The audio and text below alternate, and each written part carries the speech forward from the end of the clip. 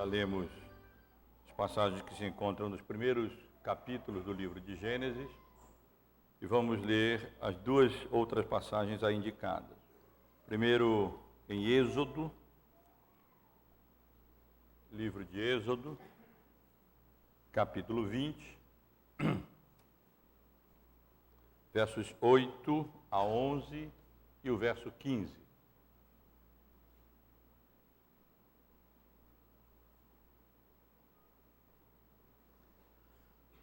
Êxodo 20, 8 a 11.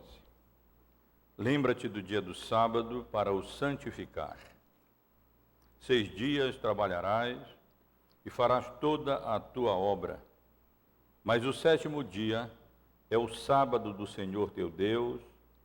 Não farás nenhum trabalho, nem tu, nem o teu filho, nem a tua filha, nem o teu servo, nem a tua serva, nem o teu animal, nem o forasteiro das tuas portas para dentro. Porque em 6 dias fez o Senhor os céus e a terra, o mar e tudo que neles há. E no 7º dia descansou. Por isso o Senhor abençoou o dia de sábado e o santificou.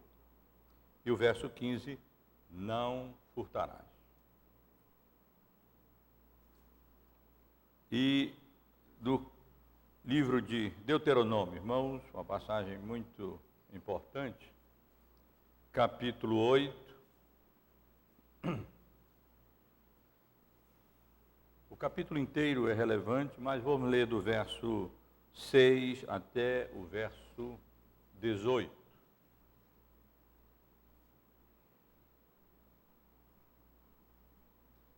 Diz assim: guarda os mandamentos do Senhor teu Deus, para andares nos teus caminhos e temeres, porque o Senhor teu Deus te fez entrar numa boa terra, terra de ribeiros, de águas, de fontes, de mananciais profundos, que saem dos vales e das montanhas,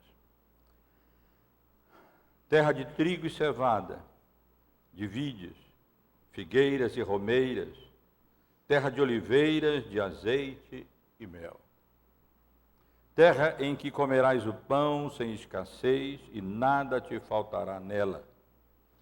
Terra cujas pedras são ferro e de cujos montes cavarás o cobre. Comerás e te... Desculpe, irmão. Comerás e te fartarás, e louvarás ao Senhor teu Deus pela boa terra que te deu. Guarda-te, não te esqueças do Senhor teu Deus, não cumprindo os seus mandamentos, os seus juízos e os seus estatutos que hoje te ordeno. Para não suceder que depois de teres comido e estiveres farto, e depois de haveres edificado boas terras e boas casas e morado nelas, depois de se multiplicarem o teu ganho e os teus rebanhos, e se aumentar a tua prata e o teu ouro, e ser abundante tudo o que tens, se eleve o teu coração, e te esqueças do Senhor teu Deus, que te tirou da terra do Egito, da casa da servidão, que te conduziu por aquele grande e terrível deserto de serpentes abrasadoras, de escorpiões e de secura, em que não havia água, e te fez sair água da pederneira, que no deserto te sustentou com maná, que teus pais não conheciam, para te humilhar e para te provar, e afinal te fazer bem. Não digas no teu coração, a minha força e o poder do meu braço me adquiriram estas riquezas. Antes te lembrarás do Senhor teu Deus, porque é Ele o que te dá força para adquirires riquezas, para confirmar a sua aliança, que sob juramento prometeu a teus pais, como hoje se vê. Meus irmãos, eu quero dar continuidade aos nossos estudos da escola que temos feito ao longo de alguns meses já na escola dominical. Como os irmãos sabem, o nosso assunto tem sido ética cristã. Nós estamos juntos refletindo sobre o que a Bíblia tem a dizer e, por conseguinte, à luz disso, como nós devemos nos posicionar com relação às questões éticas que nos confrontam, seja na nossa vida em família, na nossa vida em sociedade, na igreja, enfim, nas várias relações e vocações em que a providência soberana de Deus coloca cada um de nós nesse mundo com vistas à promoção do seu reino. Depois de utilizarmos vários domingos, considerando algumas questões introdutórias e refletindo sobre princípios que devem governar a ética cristã, nós começamos então a considerar casos éticos particulares, casos éticos específicos. Iniciamos com os casos relacionados à concepção. Já tivemos oportunidade de refletir aqui durante alguns domingos sobre o uso dos métodos de contracepção, técnicas de reprodução humana, aborto, evidentemente sempre procurando nos concentrar naquilo que a Bíblia nos ensina sobre essas questões, sobre como nós devemos agir com relação a esses temas. E no momento nós estamos refletindo sobre questões éticas relacionadas à família e à criação de filhos, à educação dos nossos filhos. Por dois domingos estivemos considerando a questão da disciplina, especialmente a lei da palmada que tramita no Congresso e que tem como objetivo proibir que todas as pessoas, inclusive responsáveis, os pais, e em qualquer ambiente, circunstância, mesmo no ambiente do lar, disciplinem por meio de castigos físicos os seus filhos, incluindo proibindo palmadas no sentido educativo, como nós usamos, aplicativo, como castigo pelos erros deles, encorajando-os assim a se submeterem à instrução, orientação, às determinações dos pais. E hoje, irmãos, eu quero começar a considerar questões relacionadas ao descanso, ao repouso, ao lazer, ao entretenimento. São estas questões que eu pretendo considerar com os irmãos. E depois, então, ainda dentro desses temas gerais relacionados à família, vamos considerar algumas questões questões éticas relacionadas à moda e outros temas relacionados a isso, né? E vários temas relacionados à moda. Depois, então, se o Senhor permitir, consideraremos questões relacionadas à sexualidade, pornografia, o sexo fora do casamento e o homossexualismo. Certamente temas muito importantes, muito relevantes para nós considerarmos e muito atuais mesmo. Mas nós hoje vamos continuar nossos estudos com relação à família. Domingo passado nós iniciamos, domingo retrasado, né? Porque utilizamos os 2 domingos, considerando a questão da palmada, a lei da palmada, e mencionei para os irmãos que, a rigor,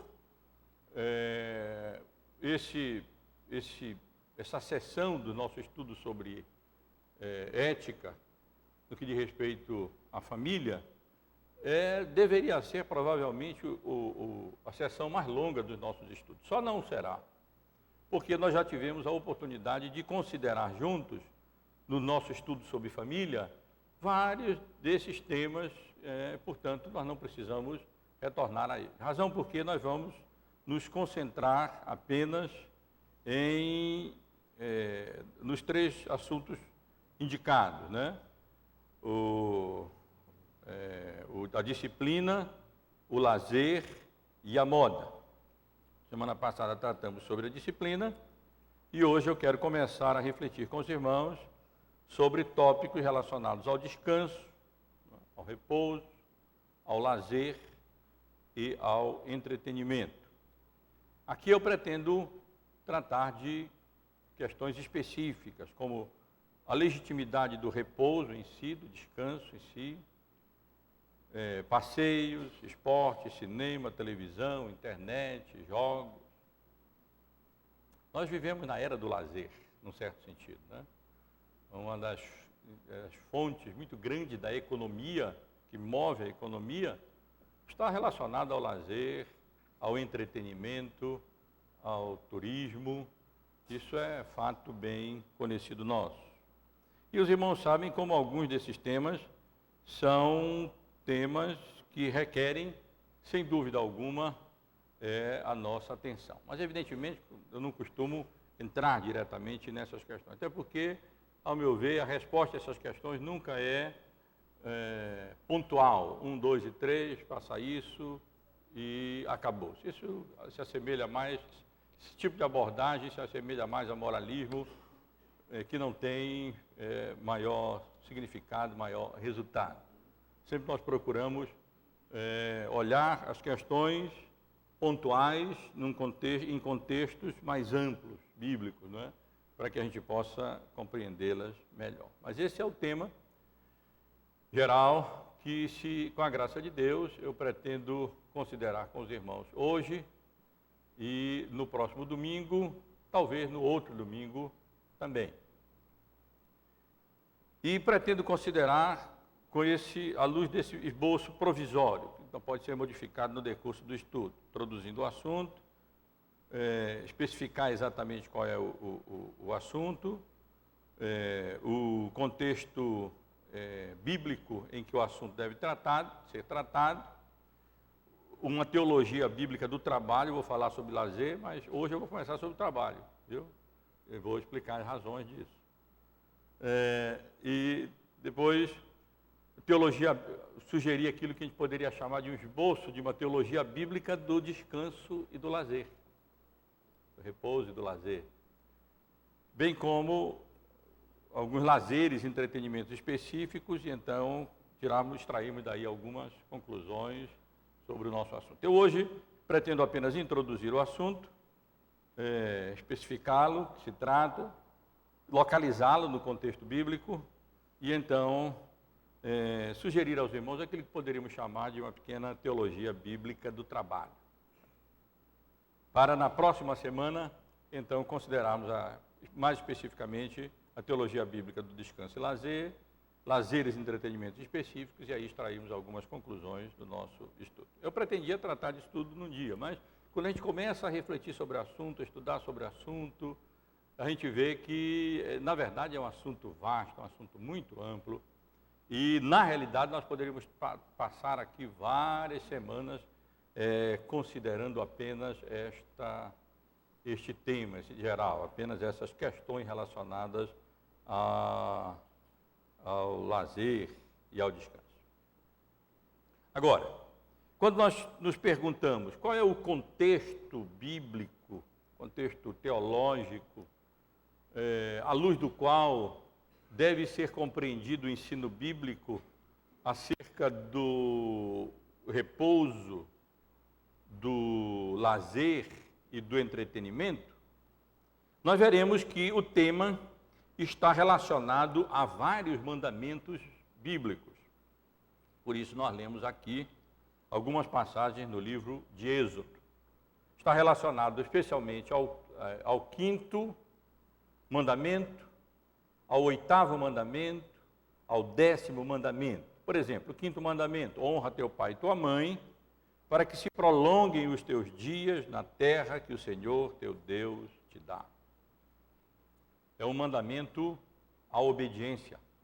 E quando nós falamos de entretenimento, de repouso, de lazer, é sempre muito bom considerarmos essas questões à luz também do ensino bíblico sobre o dever dos filhos de obedecerem às instruções, às orientações, às recomendações, às prescrições mesmo dos pais para a sua vida, inclusive no que diz respeito ao entretenimento, ao lazer, ao descanso, não é? Ao repouso, a hora de levantar, de dormir, o uso da televisão, da internet e assim por diante. Mas ainda em Êxodo 20:15, não furtarás, o ensino que nosso Catecismo Maior de Westminster, esse é o significado aí, CMW, né? Catecismo Maior de Westminster, só para resumir, especialmente nas perguntas e respostas 141 e 42, aborda relacionando o assunto ao trabalho, e faz isso com base bíblica, uma vez que em Efésios, no capítulo 4, no versículo 28, esses temas são de fato relacionados. Aquele que furtava, diz Paulo, não furte mais, antes trabalhe, fazendo com as próprias mãos o que é bom para que tenha com que acudir ao necessitado. Vejam, irmãos, como de fato esse oitavo mandamento, não furtarás, ele carrega em si o outro lado da questão. Para não furtar e incorrer em tentações e pecados que a falta de recursos induz, é preciso sermos diligentes, é preciso trabalhar. E, portanto, a nossa Confissão de Fé de Westminster, o nosso Catecismo Maior, quando trata desse oitavo mandamento, não furtarás, ele trata também do trabalho. Ele enfatiza a necessidade de trabalho, como Efésios faz, né? Para que, ao invés de tirarmos proveito dos recursos dos outros, nós tenhamos até com que ajudar, auxiliar aqueles que precisam. Também Êxodo 20:17. Não cobiçarás a casa do teu próximo, não cobiçarás a mulher do teu próximo, nem o seu servo, nem a sua serva, nem o seu boi, nem o seu jumento, nem coisa alguma que pertença ao teu servo. Mais uma vez, na excelente abordagem, tratamento que o Catecismo Maior de Westminster, nas perguntas e respostas 147 e 148, dá ou faz desse 10º mandamento, ele ressalta, por um lado, a virtude do contentamento, da satisfação com aquilo que Deus, na sua providência, reparte do jeito que Ele faz, e Ele não reparte equitativamente, tudo igualzinho não para todo mundo, mas reparte de uma maneira variada na sua providência. E, por outro lado, o ensino contra a concupiscência, contra o desejo imoderado, não moderado, não controlado, que nos leva a cobiçar e a anelar indevidamente as coisas dos outros, ou os bens dos outros, ou então outras coisas, propriedade dos outros. Esses mandamentos todos, eles lançam luz sobre o nosso assunto e, na verdade, fornecem o contexto bíblico, teológico, para a abordagem desse tema. Mas mais importante ainda do que o 5º, o 8º e o 10º mandamento, é, sem dúvida alguma, o 4º mandamento. Nosso tema, entretenimento, descanso, e daí o lazer, ou melhor, o descanso, o repouso, e daí o lazer, o entretenimento, deve ser abordado especialmente no contexto do 4º mandamento, à luz da Bíblia. Muito conhecido nosso, acabamos de ler, vale a pena lembrar. Lembra-te do dia do sábado, que na dispensação da graça passou a ser o primeiro dia da semana, o domingo. Podíamos, contextualizando, ler aqui: lembra-te do dia do domingo para o santificar. 6 dias trabalharás e farás toda a tua obra, mas o 7º dia é o sábado do Senhor teu Deus. Não farás nenhum mandamento, nem tu, nem o teu filho, nem a tua filha, não farás nenhum trabalho, nem tu, nem o teu filho, nem a tua filha, nem o teu servo, nem a tua serva, nem o teu animal, nem o forasteiro das tuas portas para dentro, porque em 6 dias fez o Senhor os céus e a terra, o mar e tudo que neles há, e ao 7º dia descansou. Por isso o Senhor abençoou o dia do sábado e o santificou. O tema, portanto, irmãos, do descanso e do lazer deve ser considerado à luz do ensino bíblico sobre a diligência e sobre o trabalho. É isso que o mandamento nos ensina. Lembra-te do dia do sábado para o santificar. 6 dias trabalharás e farás toda a tua obra, mas o 7º dia é o sábado do Senhor. Aqui os irmãos podem ver claramente a relação entre o trabalho e o repouso, o descanso, e a partir daí o lazer e o entretenimento. A realidade, irmãos e irmãs, é que sem diligência e trabalho, simplesmente nós não podemos falar de descanso e lazer, mas sim de ociosidade, de indolência e de preguiça, pecados gravemente, seriamente, duramente condenados na Bíblia. Por essa razão, não é possível abordar os temas relacionados do descanso, lazer e entretenimento à parte do ensino bíblico sobre a diligência e o trabalho. No caso dos mais novos, o trabalho aqui, leia-se também estudo, né? Significa o trabalho daqueles mais novos que estão aí se preparando para depois exercerem as suas vocações para o sustento próprio, bem da sociedade e louvor, honra e glória de Deus. Espero que isso fique bem claro para os irmãos, não é? No contexto bíblico, descanso é uma consequência do trabalho, da diligência. A pessoa trabalha, com fadiga, consegue o seu pão, por causa da queda, por causa do pecado, e então ele tem que ter um dia para descanso, pelo menos, e esse dia é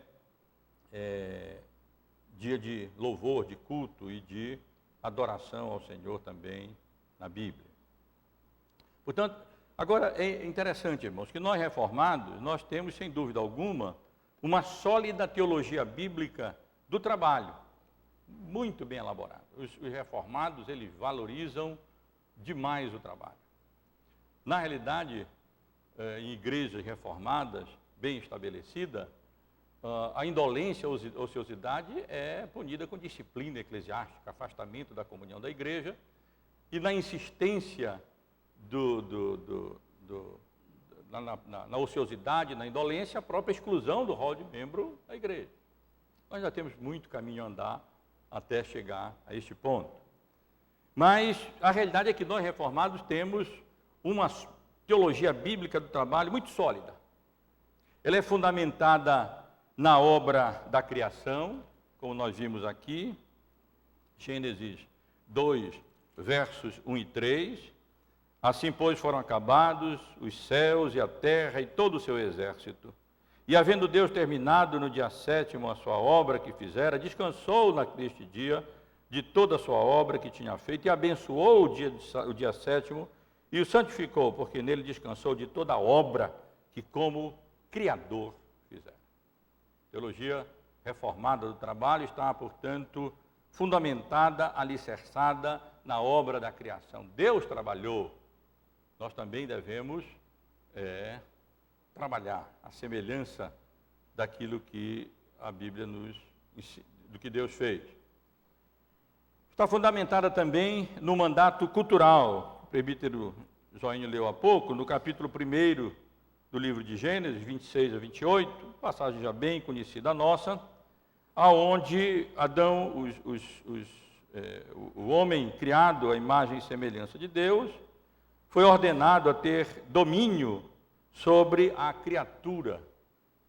Isso implica em conhecer a natureza, a criação, e em dominar a criação por meio do trabalho. Daí o verso 15 também. Tomou, pois, o Senhor Deus ao homem e o colocou no jardim do Éden para o cultivar e o guardar.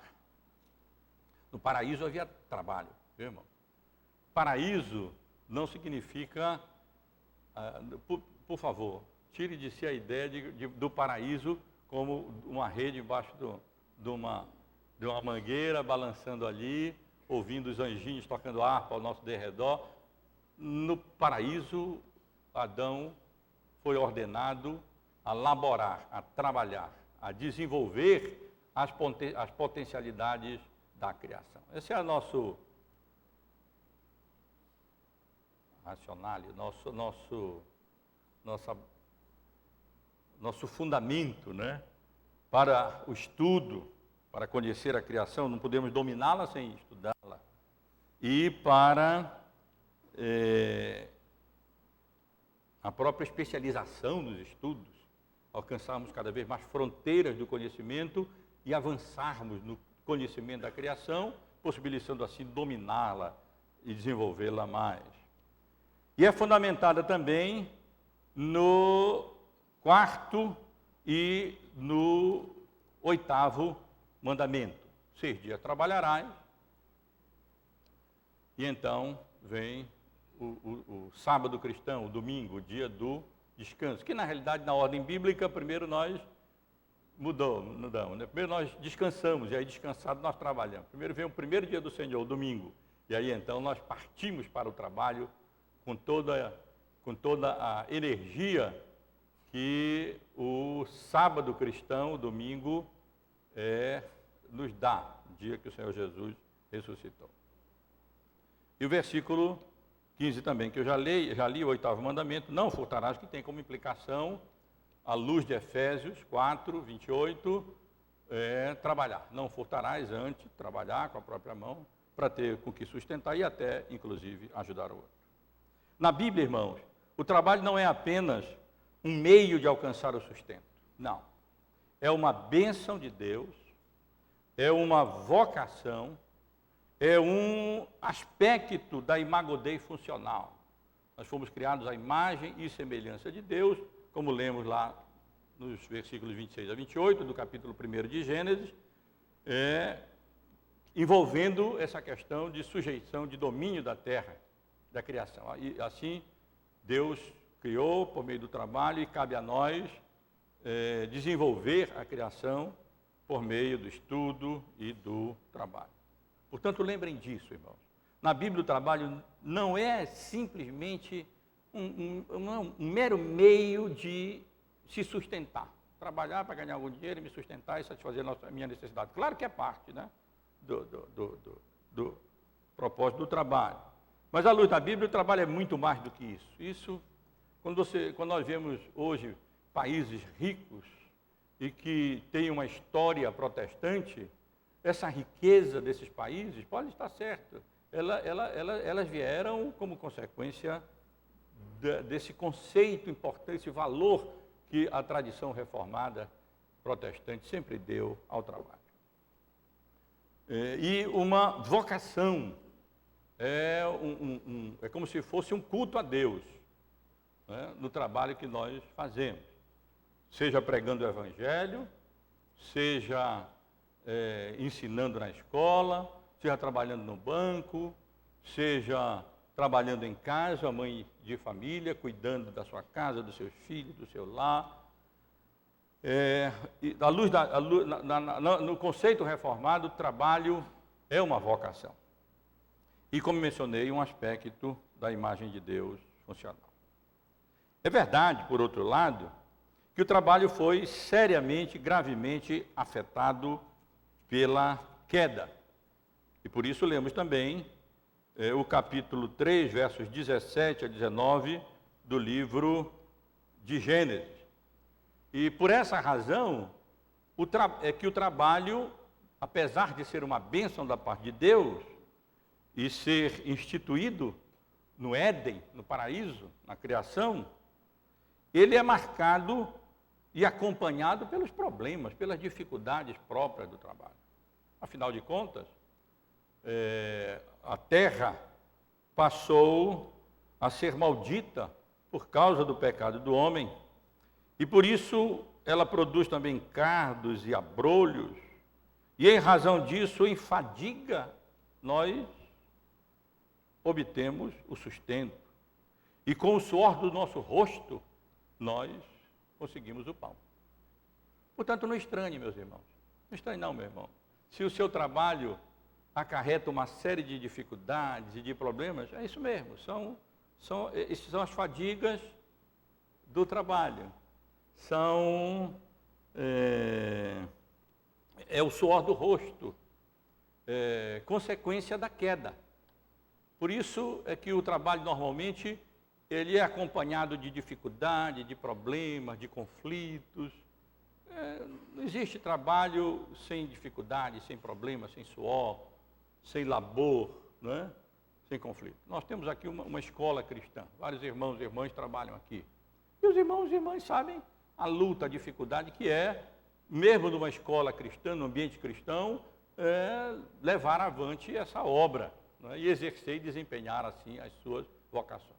Todo crente deve compreender isso, mas isso não significa que o trabalho não seja uma bênção. Ainda assim, o trabalho é uma bênção que deve ser desempenhada por todos como uma vocação, um mandamento de Deus para a realização pessoal, o bem da família, da igreja, da sociedade, com vistas à promoção do reino de Deus no mundo. Vejam, note aqui expressõezinhas curtas. Trata-se de uma bênção que deve ser desempenhada por todos. Você nunca vai ganhar na loteria, porque o crente não joga na loteria. Nós vamos tratar aqui sobre esporte, sobre lazer, inclusive jogos, e também sobre jogos de azar. E vamos ver claramente que o crente não pode participar dessas coisas. Você nunca vai ganhar na loteria. Mas se ganhasse, viu, milhões, você continuaria trabalhando. Porque o trabalho não é apenas um meio de sustento, é uma vocação que deve ser desempenhada e desenvolvida, mesmo se você tivesse recursos para se manter, para se sustentar. Claro que aí você teria mais possibilidade, né, de servir, se dedicar talvez até a trabalhos que não exigissem remuneração, mas não é porque nós temos o sustento que nós vamos parar de desempenhar as nossas vocações, de funcionar a imagem e semelhança de Deus, de forma alguma. Para o crente, especialmente, as dificuldades relacionadas ao trabalho, assim como a dor do parto e a morte, foram redimidos por Cristo. Não representam mais para nós condenação e não devem, portanto, diminuir a santidade e a bênção do trabalho. A obra salvadora e redentora de Cristo tirou dessas consequências da queda, o labor no trabalho, a dor do parto e a morte, o caráter punitivo para nós. Nós ainda labutamos com o suor do rosto, as mulheres têm mais ou menos dor, né, dependendo aí das tecnologias disponíveis na hora do parto, e nós ainda morremos. Mas assim como a morte para o crente não é a porta de entrada para a condenação e o inferno, mas o portal da glória, assim também o labor tornou-se uma bênção, continua a ser uma bênção do crente, apesar das dificuldades, dos problemas que acompanham a labuta, o labor, mais uma razão para a necessidade do descanso e, como vamos ver, a legitimidade do lazer, inclusive do entretenimento, no seu devido lugar, da maneira adequada e correta. Diligência, irmãos, e trabalho, apesar das dificuldades, tendem a produzir riqueza, enquanto a ociosidade e a preguiça tendem a produzir pobreza. Eu sei que esse não é o único fator aí envolvido. Mas, de um modo geral, esse é o ensino bíblico, o trabalho tende a produzir riqueza. Tende a produzir os seus frutos, os seus resultados. Porque nessas questões todas que nós estaremos tratando, nós vamos procurar responder questões como essa. Por exemplo, à luz de tanta pobreza no mundo, tantas necessidades no mundo, é lícito que o crente, ao invés de utilizar todos os seus recursos para minorar os sofrimentos, a pobreza, ele ainda tire uma parte para comprar um carro novo, para passear, para ir no cinema, utilizando o recurso que poderia estar sendo utilizado para minimizar a pobreza e os sofrimentos? Nós vamos tratar dessa questão.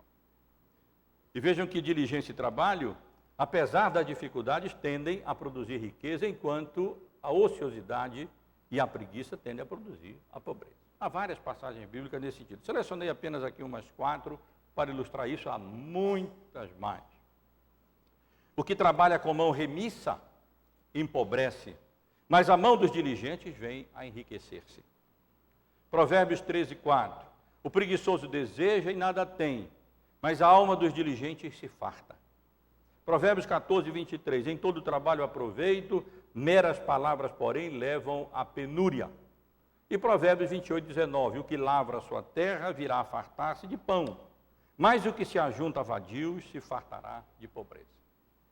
Em alguns países, eu creio que inclusive no nosso, nós somos muito levados a atribuir a pobreza sempre à exploração de outros, ao capitalismo, sei lá, ou então a outros fatores. Os outros sempre são culpados da nossa pobreza. Mas, na realidade, a Bíblia nos ensina que um dos grandes fatores que determinam a pobreza é o ócio, é a negligência, é a falta de diligência. E um dos grandes fatores que resulta na riqueza é a labor, o trabalho, a labuta, né? E que acaba, então, produzindo e gerando riqueza. A riqueza, é verdade, irmãos, tem as suas tentações. A autossuficiência, o egoísmo, a cobiça, não coloquei aqui, poderia colocar, a avareza, a soberba, o amor ao dinheiro, o desprezo a Deus. Lembrem, quando o povo de Israel estava ali entrando na terra prometida, naquela terra que manava leite, mel, cheia de bens, de commodities, de fartura. Ele foi advertido, alertado por Deus, quando entrarem nessa casa, nessa terra, e começares a colher o fruto dessa terra, e então estiveres na tua casa, confortavelmente instalado, com teu rebanho, teus bens, tuas propriedades, não digas que foi a tua força que conseguiu isso. E mais ainda, não abandones o teu Deus, não te esqueça do teu Deus. Porque, infelizmente, irmãos e irmãs, a riqueza tem as suas tentações. E entre as tentações bíblicas estão essas que eu estou indicando: a autossuficiência, o egoísmo, a cobiça, a soberba, o amor ao dinheiro e o desprezo a Deus. Nós esperaríamos o contrário, não é? Que quando Deus dá em abundância, as pessoas retribuíssem com gratidão. Mas não. A natureza do pecado é de tal ordem que muitas vezes, talvez na maioria das vezes, o resultado seja a autossuficiência, foi minha força, foi meu braço, o egoísmo é meu, a cobiça cada vez mais, a soberba, sou maior do que os outros, o amor ao dinheiro e com isso a escravidão ao dinheiro, e o desprezo dos mandamentos de Deus, da palavra de Deus, do culto a Deus, do próprio Deus. A riqueza, ou a prosperidade, tão anelada, tão buscada, tão anunciada, prometida e pregada em igrejas onde se prega a teologia da saúde, da prosperidade, ela na realidade tende a escravizar o homem e dominar o homem. Mateus 6, 19 a 21, disse Jesus: não acumuleis para vós outros tesouros sobre a terra, onde a traça e a ferrugem corroem, e onde ladrões escavam e roubam, mas ajuntai para vós outros tesouros no céu, onde traça nem ferrugem corrói, e onde ladrões não escavam nem roubam, porque onde está o teu tesouro, aí estará também o teu coração. Que advertência bíblica, irmãos, contra o amor ao dinheiro, o desejo de acumular mais e mais riquezas nesse mundo. Isso toma conta do nosso coração, escraviza, na verdade, o nosso coração. E logo adiante, no verso 24, Jesus continua: porque ninguém pode servir a dois senhores, porque ou há de aborrecer-se de um e amar ao outro, ou se devotará a um e desprezará ao outro. Não podeis servir a Deus e às riquezas. Não entendam mal esse texto. Esse texto não está ensinando, eu vou já tratar disso, uma incompatibilidade entre a riqueza e o serviço a Deus. A incompatibilidade aqui é entre o serviço a Deus e o serviço à riqueza. A escravidão da riqueza. Isso sim, impede o homem de servir a Deus. Ele não vai poder amar a riqueza e amar a Deus. Não é possível amar ou servir a dois senhores. Ou nós nos devotamos a um, ou nós nos devotamos a outro. Mas vejam, apesar disso, por isso digo, não me entendam mal, a riqueza não é um mal em si mesma. O amor à riqueza é, a escravidão à riqueza é, o desejo pela riqueza é, mas a riqueza em si não. A riqueza é uma bênção de Deus. Muitos, é verdade também, podem ficar ricos por meio da desonestidade, por meio da usura, por meio da opressão, e a Bíblia condena todos esses meios ilícitos. Daí, ninguém pode dizer, é rico, é abençoado por Deus. Não, porque a riqueza pode vir e vem de muitas outras fontes, do aproveitamento, do tráfico de influência, da usura mesmo, da desonestidade, da mais-valia, da opressão. Mas não é disso que nós estamos falando. E isso não faz, e não é porque muitos alcançam riquezas por meios ilícitos, que a riqueza em si seja condenável, que a riqueza em si seja má. Não, ela é uma bênção de Deus. Em geral, ela em fruto, mas em geral, apesar de tudo isso, a riqueza é fruto da diligência, como nós já vimos aqui, e dom de Deus. E aqui estão outros mandamentos que deixam isso muito claro. Deuteronômio 6,15, 7 dias celebrarás a festa ao Senhor teu Deus, no lugar que o Senhor escolher, porque o Senhor teu Deus há de abençoar-te em toda a tua colheita e em toda obra das tuas mãos, pelo que de todo te alegrarás. Promessa de Deus para com o seu povo, se ele for fiel, se o povo da aliança fosse fiel a ele, então poderia contar, claro que existem outros fatores, mas poderia contar em termos gerais que Deus abençoaria a sua colheita e em todas as obras da sua mão. E veja o finalzinho dessa sessão que se presta, inclusive, para o nosso estudo mais específico sobre o lazer, repouso, a partir da próxima semana. Pelo que de todo te alegrarás com aquilo que Deus proverá. Mas veja, o ponto aqui é bênção de Deus.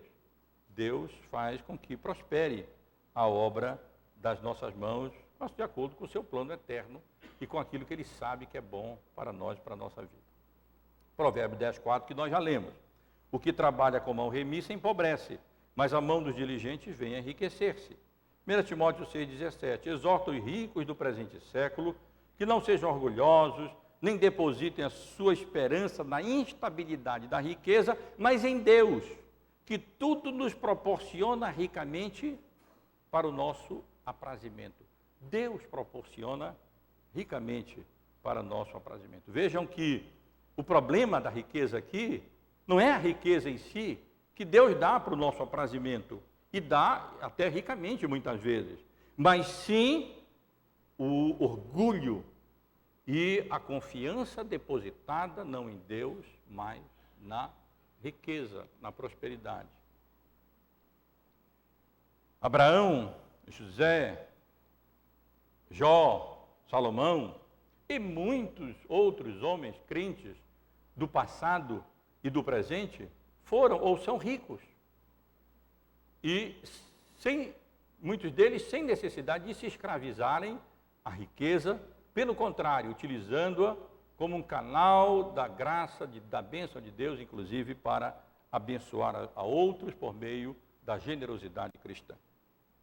A prosperidade deve ser recebida, portanto, com gratidão e dependência de Deus, deve ser alcançada com diligência e trabalho e aproveitada com moderação e utilizada com generosidade. Observem, irmãos, eu vou reler esse parágrafo e o próximo, que depois os dois textos que nós leremos irão consubstanciar essas declarações aqui. A prosperidade deve ser recebida com gratidão e dependência de Deus, e não de nós, da nossa força, deve ser alcançada com diligência e trabalho, e não por meios ilícitos ou inadequados, deve ser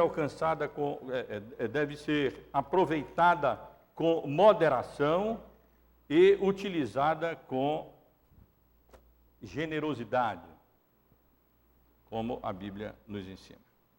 E além disso, irmãos, o foco não deve ser colocado nas riquezas materiais, Hoje em dia está bom, né? Tem problema que não concorde aí. Nas riquezas materiais. Nas riquezas materiais. Mas na riqueza espiritual, que tem como fruto a vida eterna. Vejam esses dois textos, Efésios 4, 28, que já lemos, e 1 Timóteo 6, 17 e 18. Aquele que trabalhe não furte mais, antes trabalhe, aquele que furtava não furte mais, antes trabalhe, fazendo com as próprias mãos o que é bom, para que tenha com que acudir ao necessitado, a generosidade cristã. 1 Timóteo 6, 17 e 19, exorta os ricos do presente século que não sejam orgulhosos, nem depositem a sua esperança na instabilidade das riquezas, mas em Deus, que tudo nos dá, como já vimos, para o nosso aprazimento, que pratiquem o bem, que sejam ricos de boas obras, generosos em dar e prontos a repartir, que acumulem para si mesmo tesouros, sólido fundamento para o futuro, a fim de se apoderarem da verdadeira vida. Então, é assim que nós devemos agir com relação ao trabalho e, consequentemente, com aquilo que o trabalho nos dá. Sem depender disso, mas dependendo de Deus, sem colocar nisso a nossa confiança, como mencionei anteriormente, com diligência e trabalho, aproveitando isso com moderação, é legítimo, é lícito sim, adiantando, utilizar inclusive para o nosso aprazimento aquilo que Deus nos dá, claro, uma vez feito as outras coisas que Deus nos pede com atitude correta, incluindo a generosidade. Irmãos, uma questão específica acerca do quarto mandamento e diretamente relacionada ao lazer e ao entretenimento precisa ser considerada, eu vou considerar rapidamente. A questão é a seguinte: o quarto mandamento nos obriga a trabalhar 6 dias? E não 5, como acontece hoje com muitos felizardos, né, que não trabalham nem no sábado nem no domingo. será legítimo? Afinal de contas, o mesmo mandamento que diz que nós devemos descansar, diz também que devemos trabalhar 6 dias, não é? Então falou, lembra-te do dia do sábado para o santificar, 6 dias trabalharás e farás toda a tua obra, mas o 7º dia é o sábado do Senhor. Será que temos nesse mandamento, o 4º mandamento, não apenas o ensino sobre o dia do descanso, mas também sobre o dever do trabalho, não apenas o ensino sobre o dia do descanso e sobre o dever de trabalhar, mas uma determinação para trabalharmos 6 dias, ou seja, uma condenação do sábado no nosso calendário e, consequentemente, do lazer normalmente realizado nesse dia? Alguns pensam assim. John Murray, por exemplo, no seu livro, aí o título indicado, Princípios, aqui está errado, não é os, é of, Princípios de Conduta, subtítulo Aspectos da Ética Bíblica, um autor muito bom, um dos organizadores do seminário de Westminster, na Filadélfia, tem ótima literatura escrita e muito bom. Nesse particular, ele pensa que assim também, ele diz, ele e vários outros, acham que o crente deve trabalhar 6 dias e não 5, uma vez que Deus ordenou que 6 dias trabalharás e um dia apenas descansarás. Seria essa a melhor interpretação? Eu creio que não.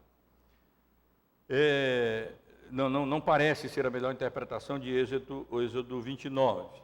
Juntamente com outros, como por exemplo J. Duma e vários outros, eu compreendo que o 4º mandamento simplesmente diz que devemos realizar o nosso trabalho dentro de 6 dias, ou seja, nós temos 6 dias para trabalhar e fazer o nosso trabalho.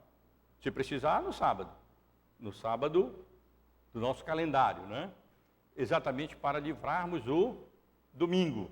Mas não significa que nós temos que, obrigatoriamente, que usar os 6 dias apenas no trabalho. Se nós realizarmos o nosso trabalho todo nos 6 dias ou nos 5, foi feito o trabalho. E então, não teria problema nenhum. E Duma ressalta, e é verdade, me deu trabalho de conferir o texto hebraico e tudo, que o próprio texto original, na realidade, literalmente, ele não diz, voltando para o texto, 6 dias trabalharás e farás toda a tua obra, mas sim diz, tens tu 6 dias para trabalhar e fazer toda a tua obra. Quer dizer, nós temos na realidade, no hebraico literalmente seria, há para ti 6 dias para fazer o teu trabalho, quer dizer, Deus disponibiliza 6 dias para fazermos o nosso trabalho, mas não significa que tem que usar todos os 6 dias trabalhando. Se, dependendo do emprego, aquele trabalho puder ser feito nos 5 dias, como acontece muitas vezes, então que bom. Na realidade, eu compreendo que, apesar de um dia de folga, em adição ao domingo, ter os seus perigos, e de fato tem, perigo da ociosidade, o perigo, outras tentações, mas, na realidade, ele pode ser uma bênção. Pode nos facilitar a utilizar melhor o dia do domingo, o dia do Senhor, apenas para o descanso e para o louvor, a adoração, o culto a Deus, com exceção das obras de misericórdia e de necessidade, é claro, né, que elas são legitimamente realizadas, inclusive, no dia do Senhor. Quando o médico está de plantão, ele tem que estar, mesmo que seja no domingo. Ou quando o policial também, para tratar das coisas que precisam ser tratadas, ainda que no domingo, porque se tratam de obras de necessidade. E a mesma coisa com de respeito à obra de misericórdia. Assistir a uma pessoa enferma, alguma coisa assim, a Bíblia nos deixa claro isso. O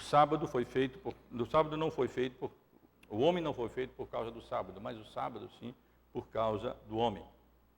Mas quando nós temos, além do domingo, um sábado, que pode ser usado para complementar algum trabalho, realização de trabalhos domésticos em casa, que precisam ser feitos, todo pai de família sabe o que é isso, não é? Cuidar de jardim, da casa, consertar uma torneira, um disjuntor, a tomada que está quebrada, essas coisas todas. E aí as mães de família também sabem muito bem o que é isso, os trabalhos que são realizados no sábado.